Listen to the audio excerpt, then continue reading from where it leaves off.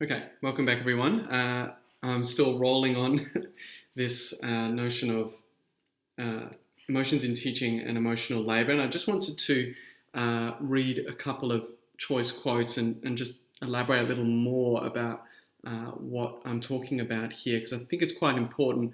And this video, I just want to address not a huge length, but the kind of standards and reform agenda we're undergoing at the moment in regards to, say, the EITSL.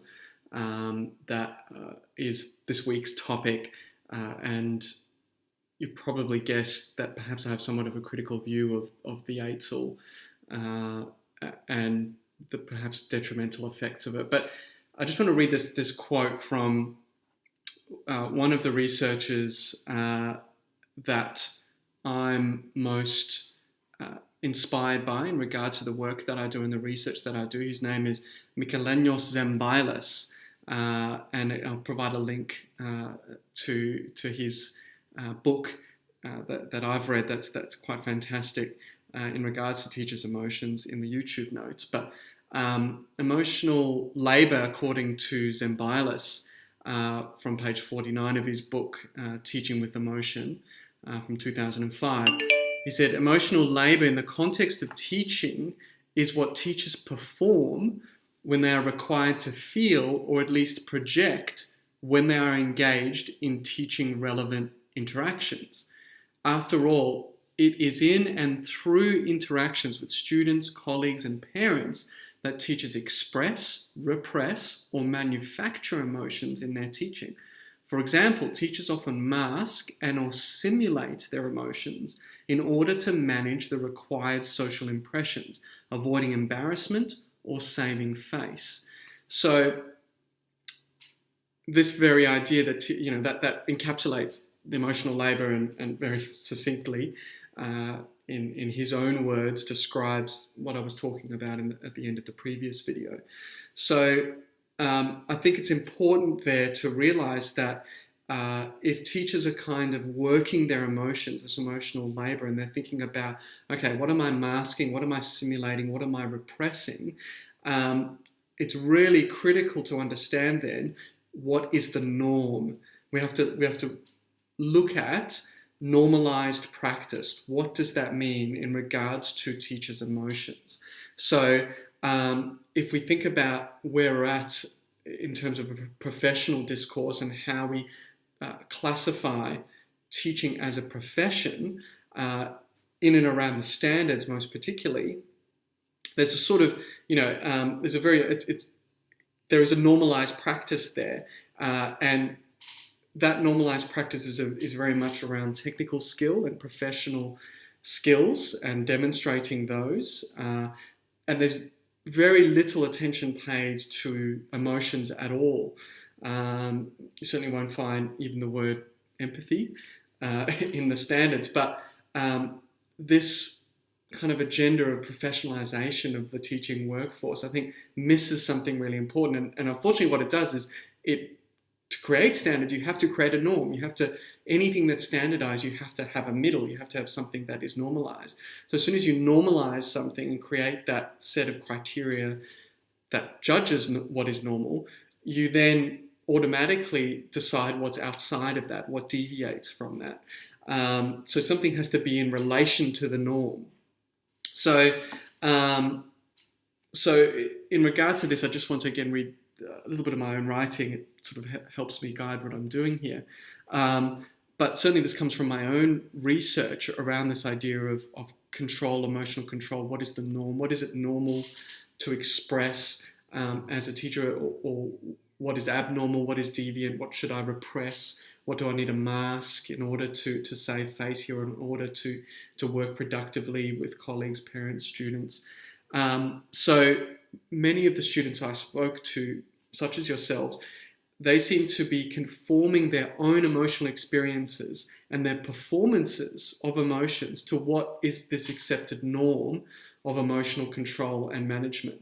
So this is informed by what it means to be a professional teacher in the modern age. And I apologize for doing so many air quotes. I know that annoys some people, but in critical writing, it's kind of a given. You have to have quotes around things because what you do is you problematize that word. So for me, the word professional is always in air quotes or quotes, because what does that mean? It's a constructed idea. We have to consider how that's made up.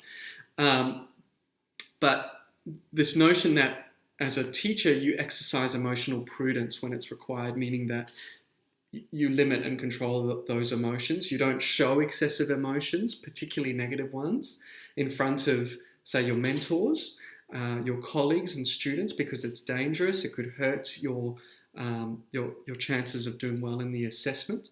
And so these become the norm. These become the accepted truths. You start to say, well, this is true here. This is what works. This is what I must become in regards to my emotions. So as you take on this new identity, or what I term a subjectivity, in your role as an educator, you start to take for granted certain practices.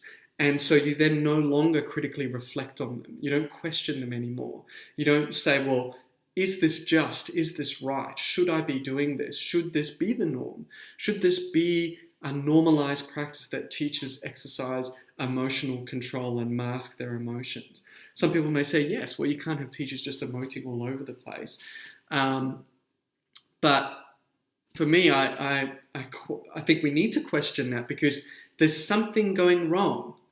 You know, if we had incredibly, a great attrition rate, and I know some people will question, well, a lot of professions have a high attrition rate.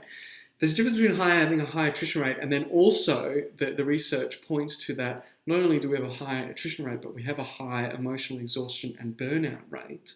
So that's the problem. If there is a problem, then we need to work out what's going on. And perhaps, as I mentioned in the previous video, part of the problem is that it's become so normalized, so taken for granted, that teachers control their emotions, they repress, suppress, mask, they emote in certain ways for certain particular reasons. And that emotional labor, it's such a ongoing process for teachers that at the end of a few years of having to do that, along with everything else that teachers have to do, and all the complexity of the nature of their work, they just throw their hands up and say, I can't do this anymore. And the reason that I am studying and researching this so intensely, to the point of writing such a long piece of work on it, a lot of words, 75,000 words is a lot of words, PhD, is because I was one of those people. I reached emotional burnout. There is no doubt about that. At the end of my teaching career, secondary teaching career, 3 and a bit years at Southern River College, and you'll probably see why I got emotional burnout watching Testing the Teachers. Again, it's just such essential viewing, and if you want some context of these 2 videos, you have to watch it, because you understand, just to know me a little bit better, you'll understand what I was doing. I was that teacher, I forget her name, the one with the dark hair and the glasses, who was teaching science, who went in with that sense of wanting to connect with my students, wanting to make a difference, wanting to get them to learn, and just coming up against them time and time again. And I was also that teacher that dealt with a lot of the staff room politics and the frustrations around that. So I worked in a hard school, and maybe if I changed schools, a school in a high socioeconomic area, because we know that the tougher schools tend to be those ones in the low socioeconomic suburbs and areas of our country, but perhaps I would have had a different story. But nonetheless, I was a victim of emotional exhaustion and burnout, and it, in a sense, it's what propels and drives me through my research, because it is so personal.